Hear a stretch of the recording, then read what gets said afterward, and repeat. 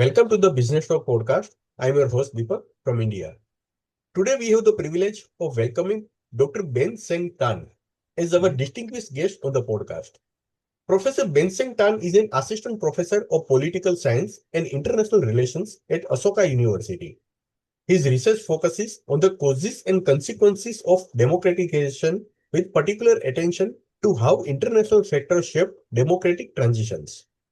His latest book, International Aid and Democracy Promotion, Liberalization at the Margins, examines state-to-state bargaining as a mechanism for advancing democracy through foreign aid. His current research explores the impact of democratization in context of interstate rivalry using this setting to test the effect of democratic peace. His broader research interests include the politics of aid, the political economy of natural disasters, aid and decentralization, and the dynamics of resurgent authoritarianism. He holds a PhD in political science from the City University of New York Graduate Center. Before joining Ashoka University, he was a tenure-track assistant professor at Boğaziçi University in Turkey and has held visiting positions at the College of William and Mary and New York University. He is also taught at Hunter College and Queen's College within the SUNY system.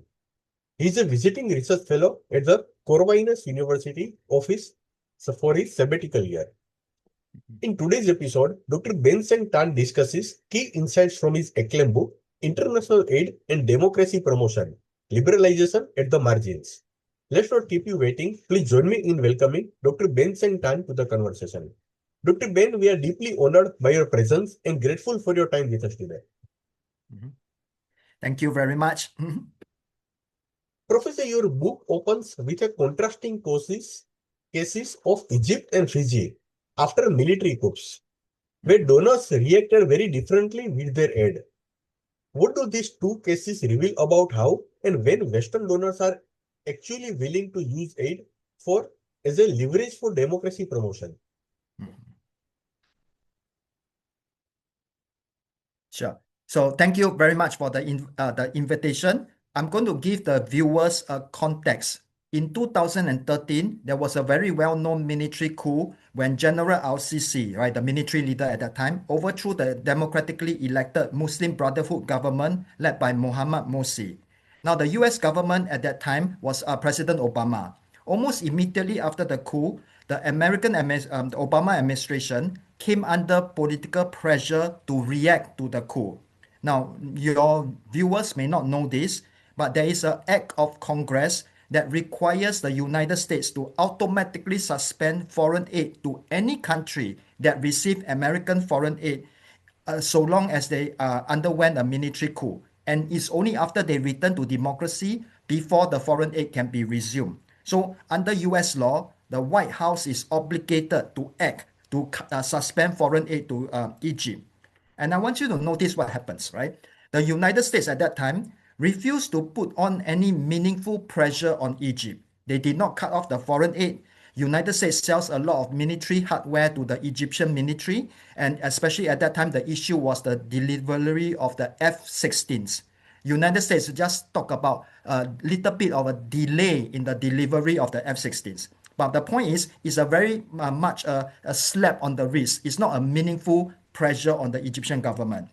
And the United States refused to call what happens in Egypt a military coup. And there's a reason for this, right? The moment you call it a military coup, under US law, you have to act and treat it as a military coup, and you have to put pressure on Egypt. The White House didn't want to do that, so they conspicuously avoided calling it. When I was researching on this, and I was reading on the New York Times on the comments on the military coup, the headlines was extremely amusing. The headlines was, when is a coup not a coup, right? The answer is when it is not convenient, right? When it's not convenient to acknowledge it is a coup. Now, all this will be fine, except that if you look at the United States reaction to Fiji, where there was also a military coup in the 2006, there was the Fijian military overthrow an elected government. And the American reaction at that time was very different, right? The United States have no problem cutting off foreign aid to Fiji, putting sanctions on Fiji, insisting on the return to democracy. And the U.S. embassy that is based in Fiji has a website. And during at the website, they were very clear. The reason why they were cutting off foreign aid was because of the act of Congress. That means by law, they have to put sanctions on Fiji. And this is the same law that when you go to the American embassy in Cairo, they didn't refer to that law again. So the same law is is implemented in one case and not in another case. So the readers and the viewers will be now asking the obvious question: why? Why is there such a disparity in the reaction? And when I look at the reasoning, it essentially boils down to this, right? United States is willing to put pressure on Fiji, but not Egypt, because Egypt is a very important ally of the United States, and Egypt has a lot to offer to the United States. So let's just to quickly run down that some of the advantages of Egypt for the United States. Is an important military ally in the Middle East. It controls the Suez Canal, which is a strategic trade bottleneck, right? So Egypt has so much of value to the United States that the US doesn't want to jeopardize the relationship by cutting off aid to Egypt, right? So Egypt is too important to put pressure on. Now, if you look at it from the other side and you look at it from Fiji, right? Fiji is a small Pacific island state in the South Pacific. It's a pretty small place. It's not that important strategically to the United States. Precisely because Fiji is not important enough to the Americans can now see themselves as being in the position to indulge in a call for democracy, right? It's not as if they have that much to lose by insisting on a return to democracy. So this is what I mean when I use both cases as a pair of motivating examples.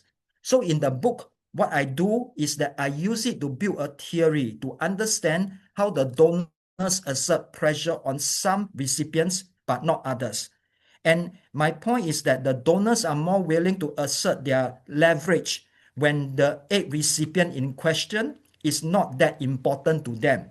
So what I do is that I craft out a theory, and then I use this theory to help the Western donors nudge authoritarian aid recipients toward democracy. Right? Very interesting.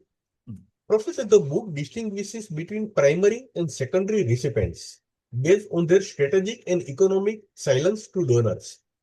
How do these categories shape the bargaining power of recipient governments and the prospect for meaningful political liberalization?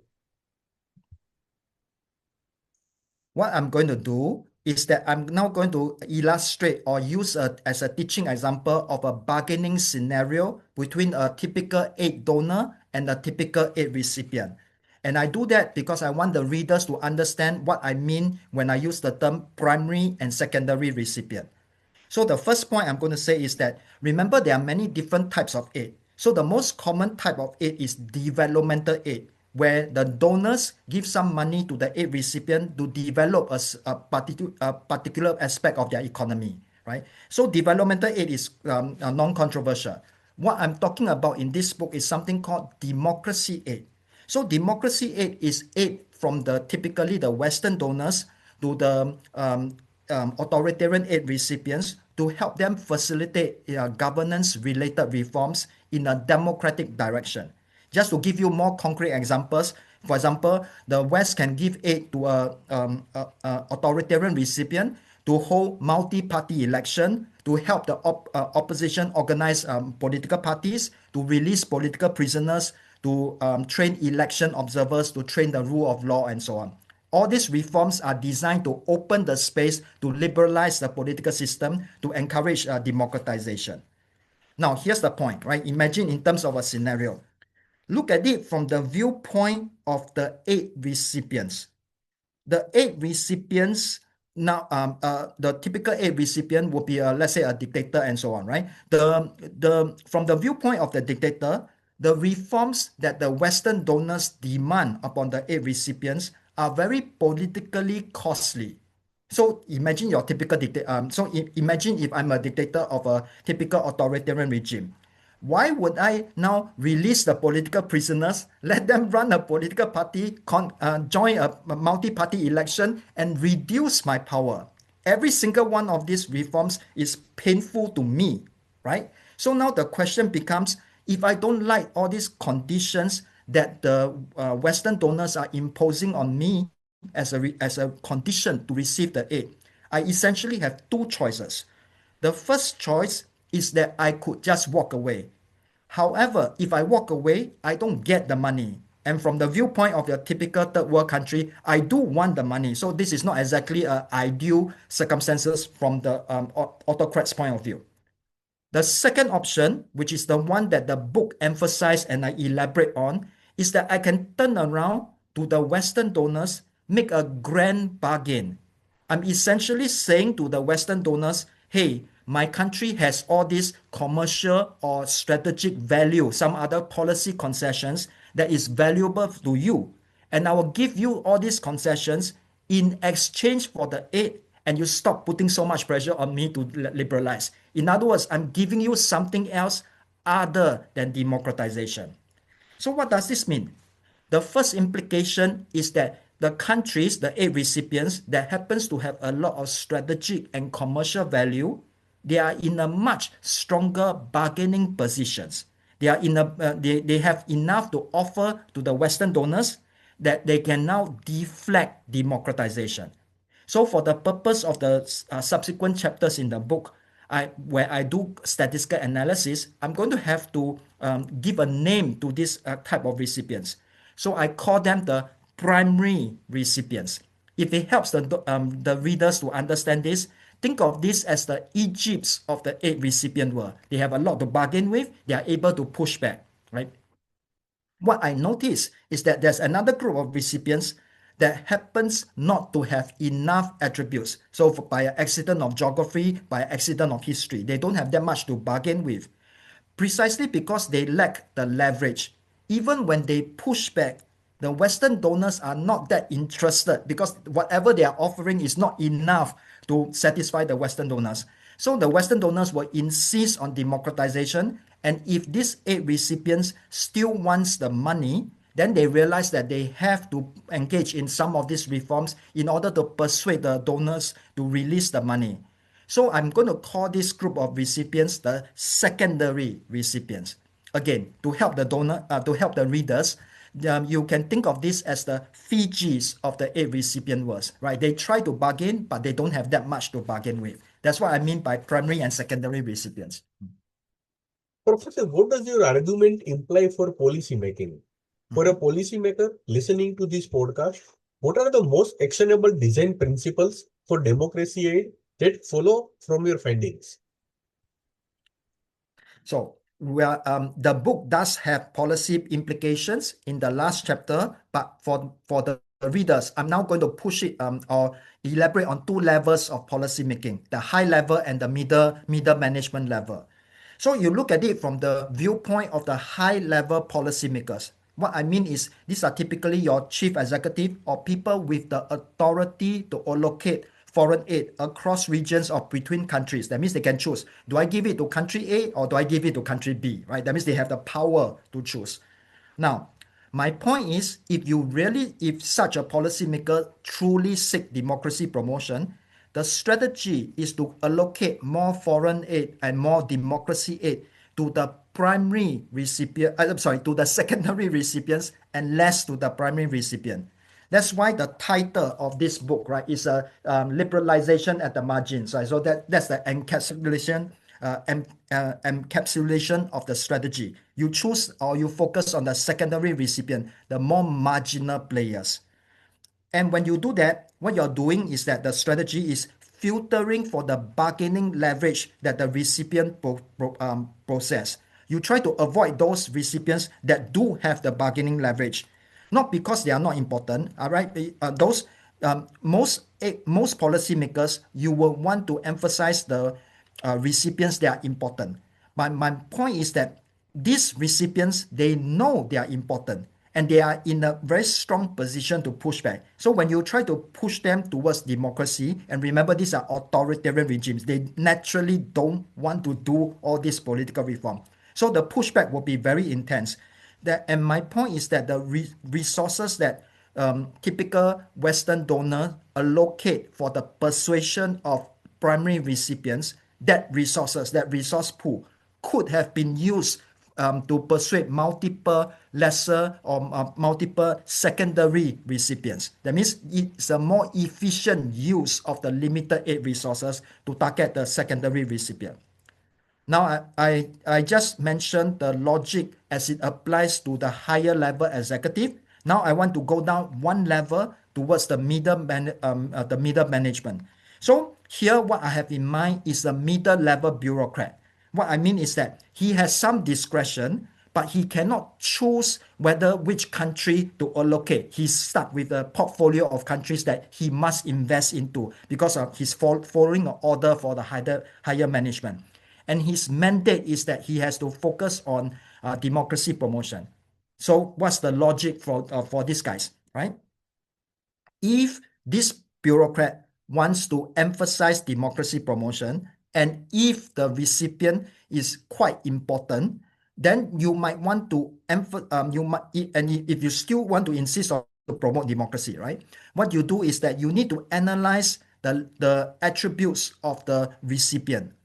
If the recipient happens to have a lot of commercial attributes and you push for democracy promotion in such a recipient, there's going to be a pushback by the recipient. And the pushback is likely to come from informal contacts between the aid recipient government and let's say your commerce department, the businesses and the business lobby in your own department. Which means that now when you are trying to promote democracy in the aid recipient, you should expect pushback not just from the aid recipient, but also from your own side, from your own government. Different ministries in your government are not going to be happy with what you're doing, right? They are going to say, hey, you need to back off because we are trying to do a business deal with this country and so on. So you need to anticipate the pushback, and it's from two directions, both from the aid recipient, because of course they don't want to democratize, but also from your other ministries because they have other priorities other than democracy promotion. Actually, in the book, when I discussed Egypt, this was one of the issue, right? When the USAID, the aid agency, was trying to promote democracy in Egypt, and the Egyptian government complained to the American State Department, which is the Ministry of Foreign Affairs, right? And the State Department basically told the USAID people to just back down, right? So stop interfering in the strategic relationship between United States and Egypt. So that was just one case. But my point is, this happens frequently, and it happens more frequently the more important the recipient is, right? So these are some of the policy implications that I have in mind. Yeah. Professor, what did the expression no golden age, no silver bullet in the conclusion mean in the context of democracy promotion? So, the last chapter of the book, which is chapter 7, I deal with the policy prescriptions and some of the implication. Now I'm going to talk about each phrase in the context of that book, right? Now, the phrase golden age was referring to a very specific point, 2021 and 2020, when I wrote the book. Remember, at that time, the president in charge of the United States was President Trump. And even back then, Trump, near the end of his first presidency, was quite hostile to U.S. foreign aid in general. Yeah, he tried to cut off foreign aid funding to USAID. Now, the implication back then is that under Trump, United States is not interested in democracy promotion, and therefore there is now no future for democracy promotion. So, given that the book was written in that time, what I'm trying to do is to point out that this is not so bad because there was no time in the American history where democracy promotion is the primary and the only objective of the United States when they allocate foreign aid. And my argument here is that because there was no golden age, there was no time when democracy promotion was the only objective of the United States. The fact that Donald Trump doesn't try to emphasize democracy promotion is not such a backward step, given that it's just that the Trump administration is more blatant about it. They are more naked in their lack of interest in democracy promotion. But it's not as if historically the United States was always interested in democracy promotion. So because there was no golden age, the current era under Trump isn't that bad as by far of a comparison about this. In other words, the same logic applies. So that's the first part with regards to no golden age. The part where we talk about the no silver bullets is to talk is essentially a discussion about some of the policy trade-off. So just I think it should be clear, but I'm just elaborating for the sake of the readers, right? Policy trade-off simply means if I want if I want two policy, can I reduce some of the advantage in one policy in exchange for another gain in the secondary policy? Okay. So I'm trying to make several points with the no silver bullets, right? The first point is that the pursuit of my strategy, the aid allocation strategy, doesn't mean that it will automatically succeed, right? That means it's not a magical silver bullet that was cure all the problems. But the reverse is also not true, right? The point is that there is this assumption that when you pursue democracy, there is a policy trade-off. And the first point I'm trying to make is that the Western donors seems to assume that if they give up on democracy promotion, they will have gained several other concessions from, let's say, the authoritarian regimes. And I was thinking out through some of the hypothetical, right? And the hypothetical scenario, which is the one that eventually happened. The assumption is that if the West give up on democracy promotion, there will be now a peaceful relationship with the authoritarian regime. So I asked the reader to think this through, right? Under Trump, the United States no longer seems to care about democracy promotion. Has the relationship between the United States and Russia, United States and China, has it improved as a result of that? And my argument is no, there is essentially no change, right? The autocrats are still going to be hostile to the Western donors, regardless of whether the West engage in democracy promotion or not. So the point here is that if you are going to, there's no way that you can engage in democracy promotion and not alienate the same autocratic regime. The very act of regime change, the very act of trying to promote democracy will promote hostility in some of this autocratic regime. And my point is that if you're going to alienate them anyway, why don't you focus on the secondary recipients? Why? Because number one, because they are less valuable, they are less likely to be valuable to the autocratic regimes as well. So therefore, if you have a weaker pushback. And the other point I'm trying to make is that you also focus on the secondary recipients precisely because they are less valuable, presumably it costs you overall less of the resources to persuade these countries, right? So if you're going to do it, you might as well just do it for the cases that are more likely to be successful. The point here is that some trade-offs are real, right? Some trade-offs are not. So let me elaborate. The trade-off that are real is that if you persuade these countries, you're likely to lose some of these countries as a potential client state, as a potential ally. So pursuing democracy promotion has real trade-off. That's the real trade-off. The fake trade-off is when you assume that by giving up democracy promotion, you will get peaceful relationship with authoritarian regimes.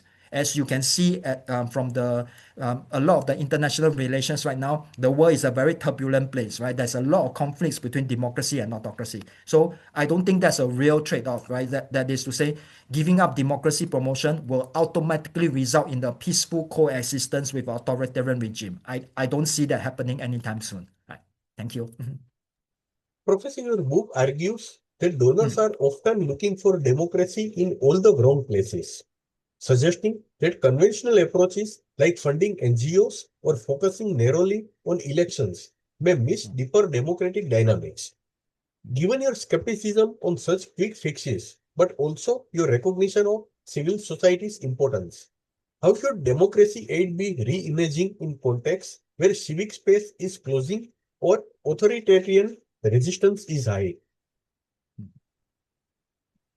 So the expression "looking for democracy in all the wrong places," the expression one of the first thing it was trying to capture is the fact that the Western donors have been using democracy aid to target, let's say, the primary recipient. So I think that's the wrong place. You should direct it to the correct place, which is the secondary recipient. So there's one sense in which I'm using it.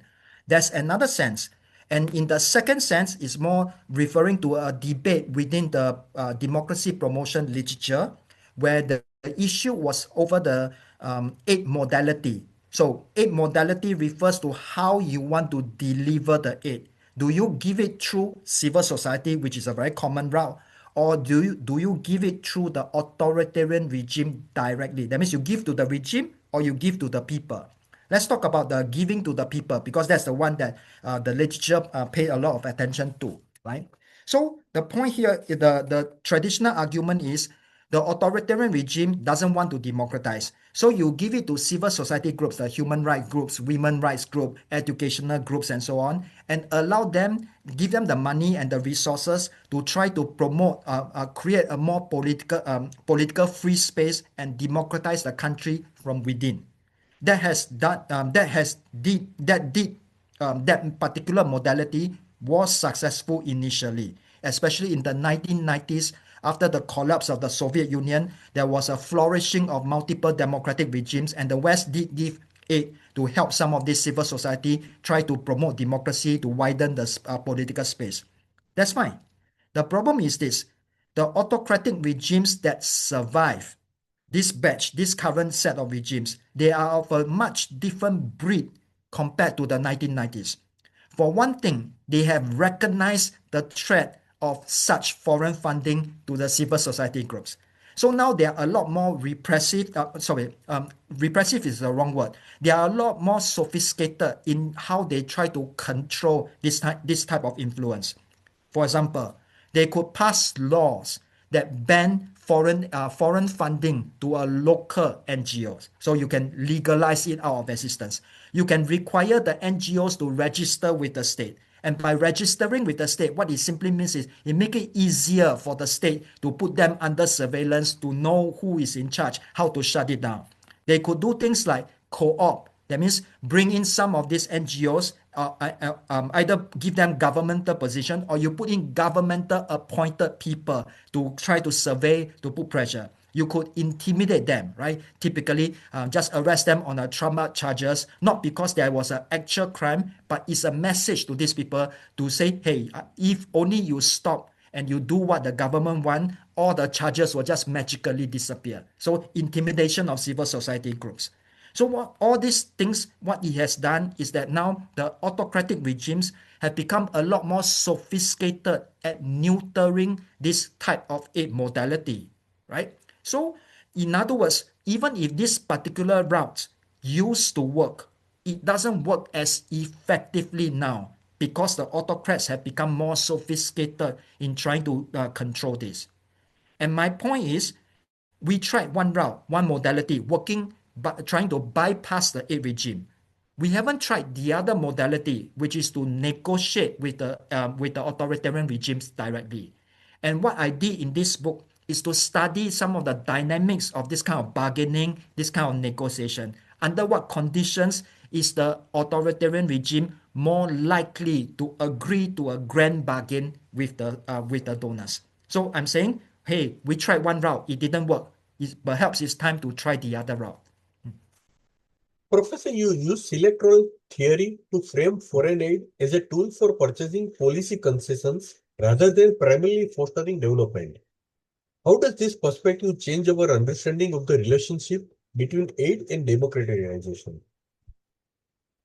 Sure. So the selectorate theory is most commonly associated with the writings and the arguments of Bruce Bueno de Mascuta, a professor at New York University. It has a very distinctive understanding about a particular perspective on foreign aid. In a very simplified version, it's trying to say that when donors give aid to an aid recipient, their main purpose is not altruism. They are not trying to help the aid recipients develop. The main purpose is to focus on the policy concessions they can get out of the aid recipients. So the aid is actually self-serving, is designed to promote the political survival of the leaders in the donor side, not necessarily for the people in the aid recipient side. The nice thing about this theory is that it now explains very well why is it that when the Western donors give aid to aid recipients, typically the result is that you don't get economic modernization, you don't get development, right? You get something else, and that something else happens to benefit the donor side, the leaders on the donor side. Now, let me just get a little bit technical, right? The theory argues the amount of aid that the donors have to give to a given aid recipient is a function of the size of the winning coalition. That means the key supporters of the leaders in the recipient side. Democracies have a larger winning coalition compared to autocracies. What this means is that all things being equal, for a given policy concession, it costs more for the donors to buy it from a democracy than if you were to buy it from the autocracy. By the way, if this is not clear, feel free to ask follow-up questions, right?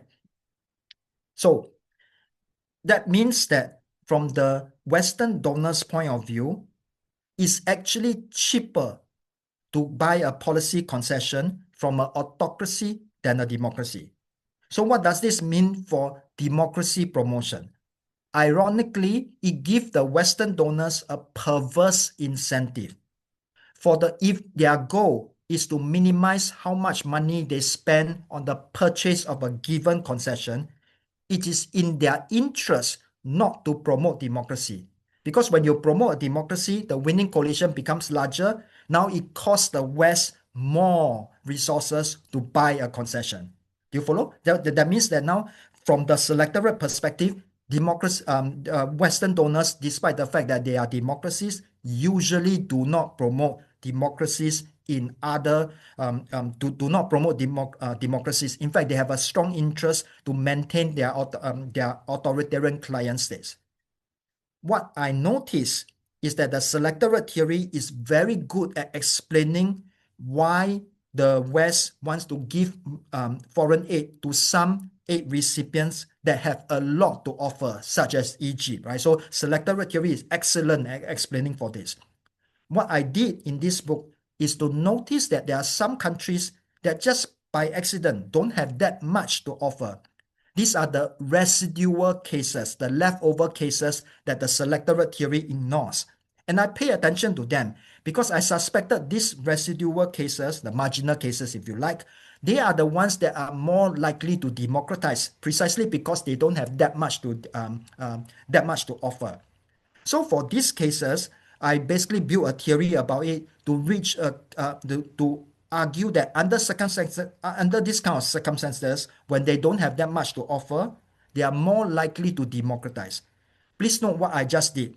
I used the theory, which is pessimistic on democracy promotion, to reach an outcome of democracy promotion, which is the conceptual opposite of the theory. And I do it in such a way that is consistent with the logic of the theory. That is, I assume that the leaders are self-interested, they are focused on political survival and so on. So I stay consistent within the logic of the theory. So that's one of my one of my theoretical innovations. Professor, many critics argue that aid behaves like oil or other non-tax revenues and therefore encourages authoritarianism. You suggest the story is more conditional and nuanced. Under what circumstances can aid actually contribute to political liberalization rather than autocratic resilience? In the literature on the politics of foreign aid, there is a debate over whether foreign aid is fungible like oil revenue. And there's also quite a bit of debate over the implications for regime survival. There's a disagreement in the field, right? So scholars like Bruce Bueno de Mascuta argues that foreign aid revenue is more or less interchangeable with oil rents. So they are more or less the same, which is what your question highlights. Whereas there are scholars like Sarah Bormio at Duke University, where she argues otherwise. Now, my book doesn't actually get directly into the debate. What I do is that I suggest that empirical evidence does talk about the prospect, increase in the prospect for liberalization, but I conditionally as a function of the leverage of the recipient. Now, the way I operationalize that leverage is a composite index of both commercial and strategic attributes of the recipient. Now, to stay within the context of your question, because you set it up as in between political liberalization and autocratic resilience, right? So the way I see is that the democracy aid to the primary recipients may lead to authoritarian resilience, but democracy aid to secondary recipients are more likely to lead to political liberalization. So that's the angle I'm coming from with my book. Yeah. Professor, you devote chapters to unpacking the big picture quantitatively and thus zooming in on regional dynamics in Africa and Asia. What surprised you most when you compare the global patterns with the regional stories, especially in terms of where democracy aid has real traction? So, Chapter 2 of my book, which is the big picture, I talk about the global statistics with what are the evidence that serve as the theory testing for my book, right? The Chapter 2 talks about the composite index, where I try to summarize the different characteristics, the different strategic and the commercial characteristics, and I build a composite index of the salience. Then in the, I think this was chapter 4, where I now apply it to different regions. Specifically, I apply it to Africa and to Asia. And when I do that, what I'm trying to do is to see whether there are regional patterns that are separate and distinct from the global patterns. And it turns out there are, right? And the first point I did was that I wanted to see whether my theory, which distinguishes between a primary and a secondary recipient, is that distinction, which is empirical, is that distinction statistically meaningful? Does it actually show up as a statistically meaningful distinction, or is this just a random outcome, a chance? So I applied this to Africa. With regards to the African regional context, I find that my theory is able to differentiate between the African primary recipients and the African secondary recipients. And the difference is statistically meaningful. So my theory works well. So that's good, right? Now, when I apply this to Asia, this was the part that was surprising to me, right? It doesn't work as well. And I wanted to investigate why, right? When I say it doesn't work as well, what it means is that the distinction isn't statistically significant at the first glance. When I investigated it, I realized it's part of the reason is because the average Asian recipients compared to the typical recipient in the rest of the world, the average Asian recipients is a lot richer. These are richer countries by and large. And that is now, in a sense, skewing some of the distribution. So what I did was that I test for a first order effect. So a first order effect is just basically saying that I now vary the threshold at which I determine salience. And I want to see when I change the threshold, is it now capturing the distinction between a primary recipient and a secondary recipient with a higher or a lower threshold of salience? And it turns out for the first order effects, yes, it is being captured by it is being captured among the Asian recipients. So part of this paper, part of this book, the chapters, part of it has already been published in the Asian Journal of Comparative Politics when I just talk about the Asian recipients. Now, I want to help the readers understand what I mean by first order. So when I think about it, one of the examples I can come up with is the distinction between the speed and acceleration. So acceleration is the rate of change in speed, right? So it's the first the derivative of speed. That's one way to think about this. Same thing with the first order of my distinction, right? I can take the distinction and I can see if I change the threshold, what does it mean? Right? Does it change the outcome and so on? So that effectively, that's what I'm doing, right? So yeah. Professor, the Myanmar, Egypt, and Fiji case studies highlight different ways regimes respond to donor pressure, including donors switching and playing powers off against each other. What do these cases teach us about the risk and unintended consequences of democracy aid in a world of competing donors like China and Russia?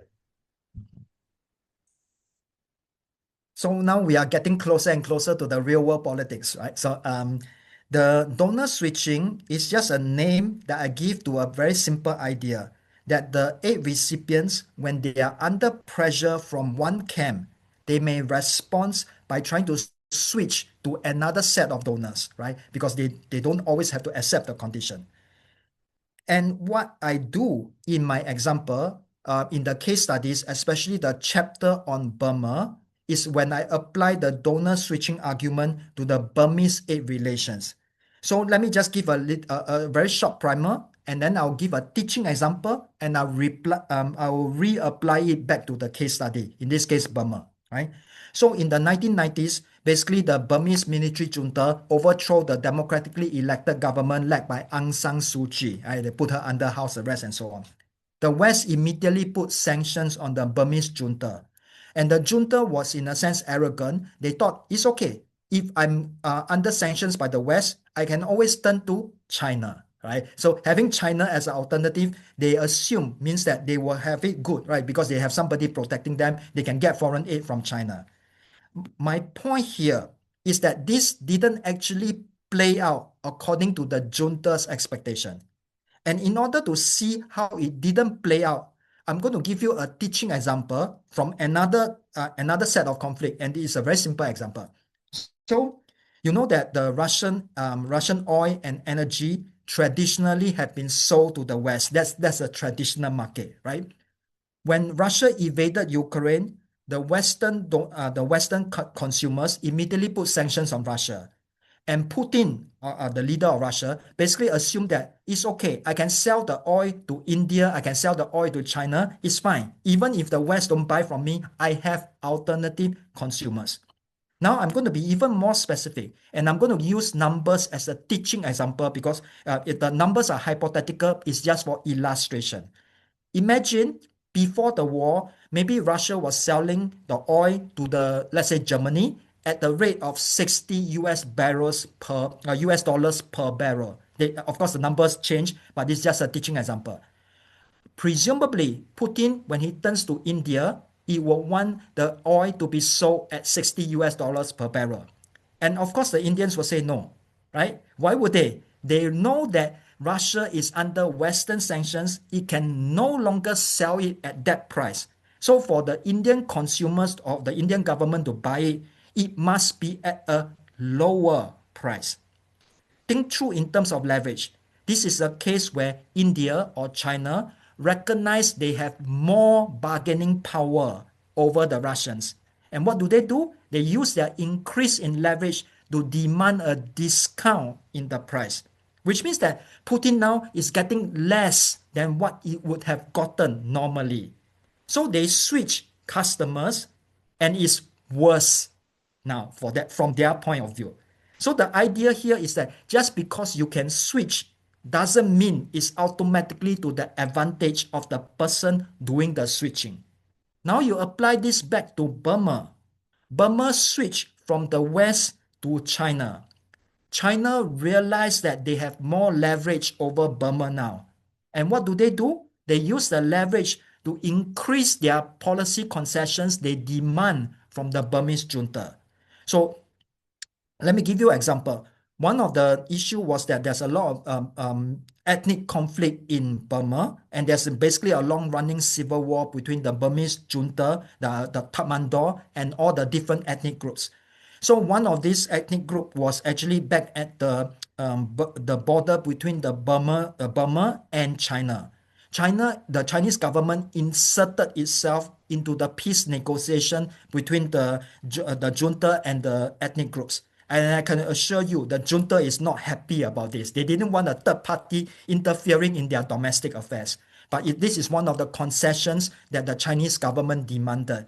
The book, in the chapter on the case study on Burma, I went into some other demands that the Chinese government had. My point is this: at some point, the demands of the Chinese government became so high, so painful, that the junta basically make a strategic decision that it might be in the interest of the junta to switch back to the West, because that's the only way they can restore their leverage vis-a-vis the Chinese. And from the viewpoint of the United States, Burma isn't that important to the Americans. So they are not that interested in the policy concession. What they want is what they want are governance reform. They want, for example, and this is a typical Western demand, the release of Aung San Suu Kyi from house arrest, the allowing the different political parties to engage in the general election. So under sustained pressure from the West, the junta actually did, for a period of time, they did engage in political liberalization. And in 2015, this was a historical general election. There was, as a result of the 2015 general election, Aung San Suu Kyi National League for Democracy, the party won by a landslide, and the junta returned back to the barracks. So my point is, just because you can switch doesn't always mean the recipient has leverage. And this happens because the alternative donor, in this case China, is a rational player. They know they have they know they have more leverage. They can be expected to increase the pressure on the recipient. Put it another way, donor switching cuts both ways. And sometimes it can actually result in political liberalization. Professor, I would like to conclude this episode with one last question. Your own intellectual journey ran from interest in democratic peace to questions of foreign aid and bargaining, shaped by experiences in places like Turkey and during the COVID-19 pandemic. How did this personal and professional context influence the argument you make about democratic backsliding, resurgent authoritarianism, and the future of democracy promotion? So your questions have many parts. I'm going to break it up into two parts because the first part that I'm talking about, it is about the future of democracy promotion. That part is empirical, right? And I will that is to say I have some data on this. So last year, because this is now 2006, so last year 2005, Donald Trump, one of his first executive order was to effectively cut off all U.S. foreign aid, basically cut off funding to the main U.S. agency for international development, USAID, right? So the foreign aid was cut. So there was a lot of discussion about the impact of the aid. And I was interested in understanding how much was cut, what was the impact of the aid. And I basically did a quick study about this, a study of the impact of the a study of the Trump cuts. I was trying to answer just basic question. What was cut? How much of it was cut? What is the likely impact, right? And that particular paper was eventually submitted for publication with the Taiwan Journal of Democracy. Assuming things go well, I hope it will be accepted. Assuming it will be accepted, it will be out in 2006 this year, right? So I'm going to give you one key finding from that paper, right? I find that the cut in early 2025, despite what the Trump administration is saying, the effective cut was only about 38% of the overall aid budget. That means this is not a 100% cut, it's only about 38%. But based on the numbers, I could verify. However, for democracy aid, the cut was a lot more extreme. It's about 94.3%. That's a much higher cut. Now, the numbers sound bad, and it is bad. In the book, though, in the article, I did argue that there are some ways of interpreting the cuts, which doesn't mean that it's going to be a complete collapse of democracy aid. In other words, I phrase it as a crisis, not as a collapse. So that answers your question about the future of democracy aid, which is empirical. Now I'm going to move to the other parts on democratic backsliding, authoritarian resilience, and all this. Now, this part is a bit more difficult because it's not empirical, it's more theoretical. And here, I'm just going to engage in some theoretical speculation, but because I haven't done the empirical work of testing some of the ideas. And here's my point, right? I think currently, we are now in a very turbulent time in international relations. The liberal international order is under enormous stress. Some would even argue it has basically collapsed, right? And I cannot speak for myself, but my point is that some of these key events that shaping the international politics right now is causing me to rethink some of the foundational theories we have in democratization and democratic backsliding. And I think some of our theories are somewhat unsatisfying. Let me elaborate, and I'm going to give you three specific elaboration, right? The first one is our theories of democratization.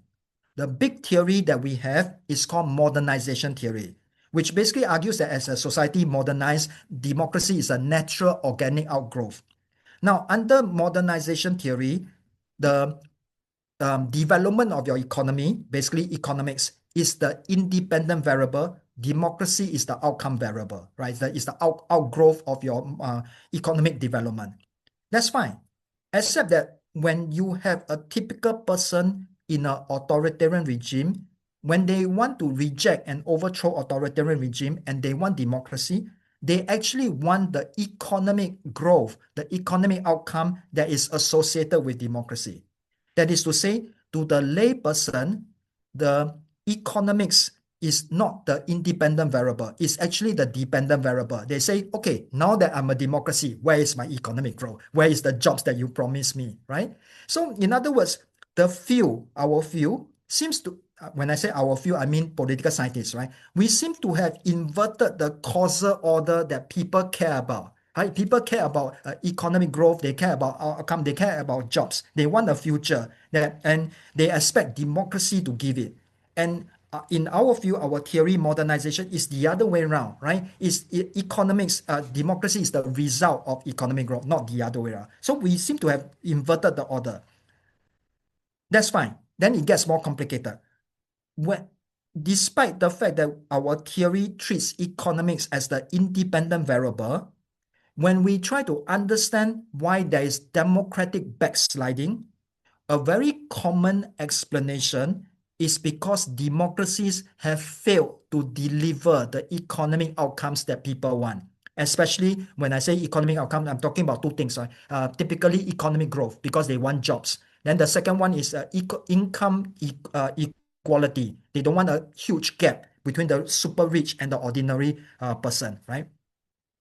So our explanations of democratic backsliding emphasize economics, but our theories of democratization doesn't emphasize economics as that doesn't give economics the key priority, right? So that means now, even though our theories of our modernization theory treats economics as an independent treats economics as an independent variable, when it comes to democratic backsliding, we now seem to think that that is the cause. That means there is a, how should I put it? There's a theoretical contradiction here, right? When we explain democratization, we have one role for economics. But when we explain democratic backsliding, we have another very distinct role for economics. So I think the two sets are not very theoretically coherent. And it gets more complicated. When we explain authoritarian resilience, we seem to have this idea that the efforts of the autocrats to provide economic goods for the people don't matter, right? We discount economic overperformance by autocracies for, and we don't seem to think that's the reason why they are successful, which is really bizarre, right? Because when ordinary people speak of countries like Singapore or China, they highlight this as authoritarian regimes, but keyword is they are successful authoritarian regime. So that is very appealing to the ordinary people. So our political science theories don't seem to want to acknowledge that there's a possibility of economics as the reason why they are successful. So if you think about it, that means for democratization, we have one way of thinking about economics. For democratic backsliding, we have another way. And then we refuse to apply the same consistency for authoritarian resilience. My point here is that I think the theories now are a bit theoretically incoherent. At the minimum, given the changes in the world right now, I think we should go back to basics and really start thinking about what are the causes of democracy, what are the theories, what are the causes of democratization, what are the causes of democratic backsliding, and think about ways to actually test for this, right? It's not just theory building, it's also theory testing, right? Yeah. Thank you, Professor Bann-Seng Tan, for taking the time to share your work and insights on democratization foreign aid and the strategic logic that underpins both donors and recipient choices.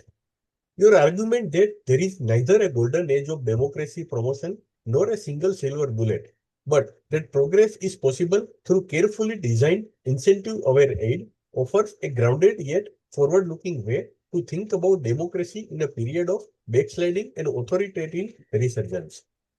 The emphasis on liberalization at the margins is a powerful reminder that even modest institutional openings and incremental accountability gains can have real political consequences over time, especially when they are achieved without romanticizing donors or underestimating the agency of recipient governments.